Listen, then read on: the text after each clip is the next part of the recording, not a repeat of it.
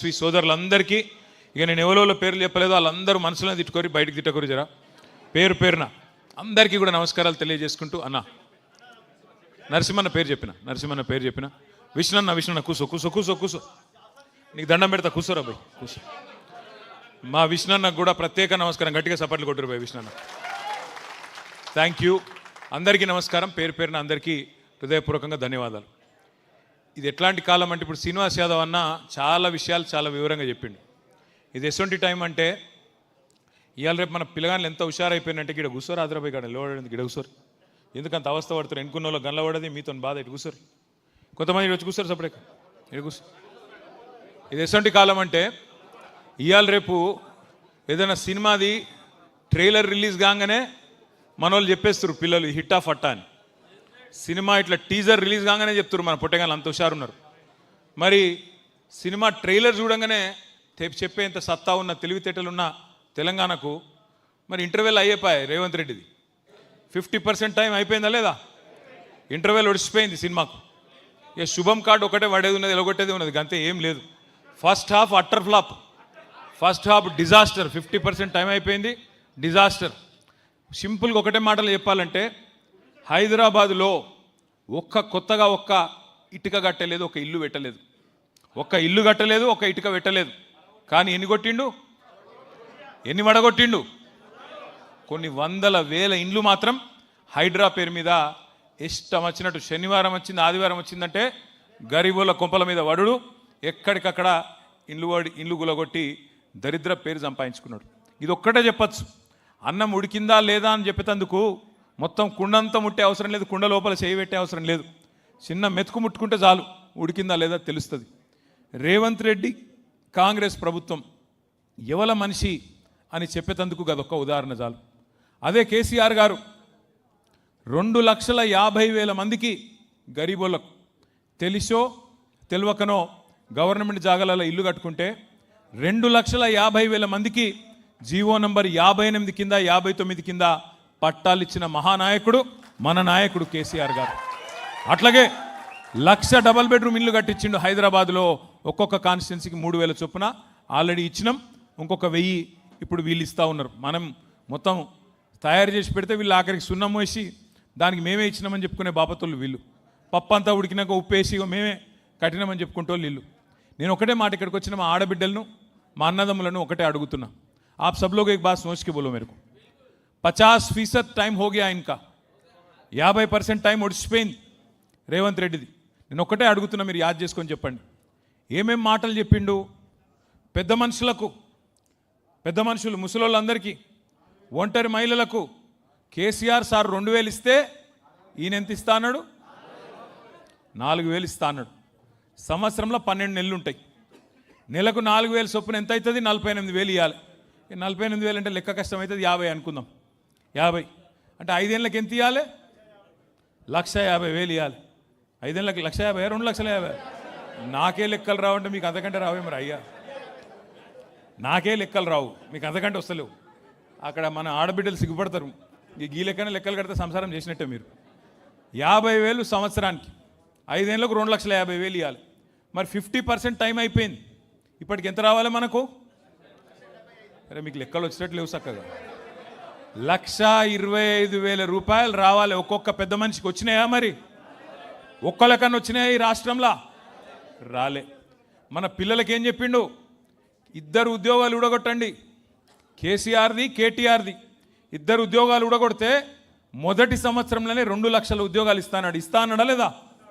రాహుల్ గాంధీ అశోక్ నగర్లో వచ్చి ఛాయ్ తాగుకుంటా పోజులు కొట్టుకుంటా అక్కడ ఉన్న వాళ్ళందరూ నిరుద్యోగులను పిలుచుకొని చెప్పిండు కదా 2 లక్షల ఉద్యోగాలు మొదటి సంవత్సరం ఇస్తా అన్నాడు. ఇచ్చిండా? ఇప్పటివరకు 4,000 ఉద్యోగాలు కూడా ఇవ్వలే. ఇంకొక మాట చెప్పిండు, ఉద్యోగం లేని పిల్లగాళ్ళందరికీ నెలకు 4,000 రూపాయల నిరుద్యోగ భృతి ఇస్తా అన్నాడు. మరి సంవత్సరానికి ఎంత ఇవ్వాలి? 4,000 నెలకు చొప్పున. మీరు బాగా డల్ ఉన్నారు లెక్కలలో. 50,000, 48,000 రౌండ్ చేస్తే 50,000, 5 ఏళ్ళకి ఎంత అవుతుంది? 2,50,000. మరి సగం టైం అయింది, ఎంత ఇవ్వాలి ఇప్పటికీ? ఒక్కనికన్నా ఇచ్చిండా? ఇక మా ఆడబిడ్డలకు వాగ్దానం చేసిండు, అత్తకు 4,000, కోడలకు 4,000, కోడలకు 2,500. మరి 2,500 నెలకంటే 12 నెలలకు ఎంత అవుతుంది? మీరు బాగా డల్లున్నారా మ్యాథ్స్లో? వీళ్ళందరినీ అన్న లెక్కల పంతులు పెట్టి సీన లాభం లేదు వీళ్ళతో. అరే 30,000 రా అయ్యా, 2,500 ఇంటూ 12 అంటే 30,000. హైదరాబాద్ వాళ్ళు నేను తేజ్ ఉన్నారు అనుకున్నాను, ఇది డల్ ఉంటారు అనుకోలే. 30,000 అంటే 5 ఏళ్ళకి ఎంత ఇవ్వాలి? 1,50,000 ఇవ్వాలి. ఇప్పటికి ఎంత రావాలి? 75,000 రావాలి. వచ్చినాయి ఎవరికైనా 75,000?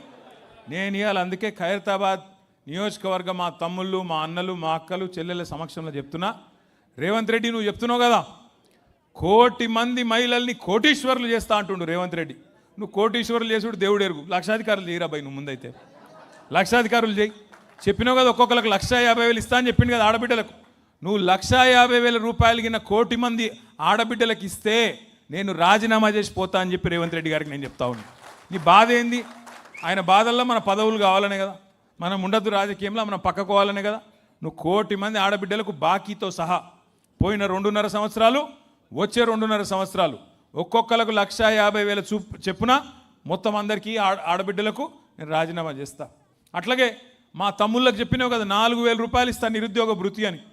పోయిన 2.5 సంవత్సరాలు, వచ్చే 2.5 సంవత్సరాలు మొత్తం కలిపి 4,000 చొప్పున 40 లక్షల మంది మా తమ్ముళ్లకు, చెల్లెలకి తప్పకుండా రాజకీయమే వదిలేస్తా అని చెప్పి కూడా నేను నీకు విజ్ఞప్తి చేస్తా ఉన్నా.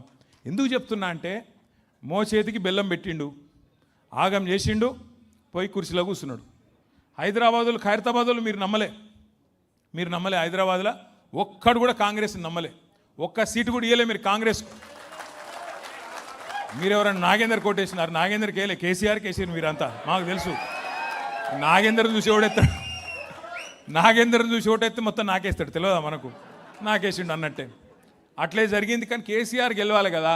ఈయన సక్కటోడు కాకపోయినా కేసీఆర్ గారు ముఖ్యమంత్రి అవుతారు కదా, ఎమ్మెల్యే గెలిస్తే అని చెప్పి ఓటేసిరు. సరే ఆయన వేయండు, రేవంత్ రెడ్డి సంకల కూర్చున్నాడు, ఇవాళ పెద్ద పెద్ద మాటలు చెప్తున్నాడు.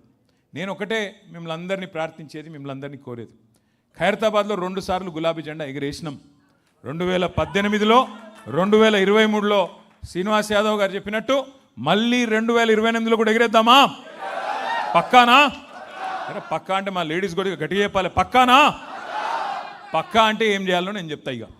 ఎందుకంటే ఇప్పుడు చంద్రునికి కూడా చంద్రగ్రహణం అనేది పడుతుంది ఒకటి, కొద్ది కాలం మబ్బులు వెనుకపోతాడు చంద్రుడు కూడా. గట్లనే మన సార్ కూడా, కేసీఆర్ గారు కూడా ప్రస్తుతం తాత్కాలికంగా మనం సార్ పక్కకు కూర్చున్నాడు, ఇక ఈయన నడుపుతున్నాడు పెద్ద మనిషి. ఇక ఆయన గట్టిగా అడిగినావు అనుకో, ఏమైనా పేరు రేవంత్ రెడ్డి గారు, మరి ఏం సంగతి నువ్వు చెప్తీవి కదా, 100 రోజుల్లోనే 6 గ్యారంటీలను నరికితీవి కదా, ఏమైంది రేవంత్ రెడ్డి గారు అంటే ఈ మధ్యన కొత్త డైలాగ్ పెట్టుకున్నాడు. ఏమంటుండు? మన ఆదిలాబాద్ పోయి చెప్తున్నాడా, అవునా నాకు తెలియక అడుగుతా, ఎంత పెద్ద కండలు తిరిగిన పైల్వానైనా 3 నెలలనే పిల్లలు పుట్టిస్తాడా? నీయో మాకు తెలియపాయ ఇది, ఏది 3 నెలల్లో పిల్లలు పుట్టారని మాకు తెలియదు. ఇక్కడ లగ్గాలు కాలే, పిల్లల్ని కాలే, మాకు తెలియదు పిల్లలు పుట్టరు. నేను ఒకటే అడుగుతున్నా రేవంత్ రెడ్డి గారిని, అయ్యా 3 నెలల్లో పిల్లలు పుట్టరని మాకు కూడా ఎరికే, మా అందరికీ తెలుసు, నీ ఒక్కనికే కాదు. కానీ మరి 30 నెలల్లో కూడా పిల్లలు పుట్టకపోతే నిన్నేమని పిలవాలరా భయ్, నాకు తెలియక అడుగుతున్నా. 3 నెలల్లో పుట్టరు ఓకే, నువ్వే నరుకుతావు కదా 3 నెలల్లో ఇది ఇస్తా, అది ఇస్తా, అల్లం ఇస్తా, బెల్లం ఇస్తా అని. మరి 30 నెలలు ఒడిచిపోయాయి కదా, 100 రోజులు అంటేవి 900 రోజులు ఒడిచిపోయాయి, నువ్వేం చెయ్యకపోతివి. గట్టిగా అడిగినావు అనుకో ఏమన్నా అంటే, ఇంతకుముందు మా అన్నయ్య చెప్పిండు సీనన్న, లాగుల తొండలు ఇడుస్తా, గుడ్లు వీకి గోటిలాడతా, పేగులు తీసి మెడలు వేసుకుంటా. పేగులు మెడలు వేసుకునేది ఏంది నాకు అర్థం కాదు. మన బోటి కొట్టేటోడు కూడా వేసుకోడు, వీడు ముఖ్యమంత్రి. ఈ మాటలు మాట్లాడితే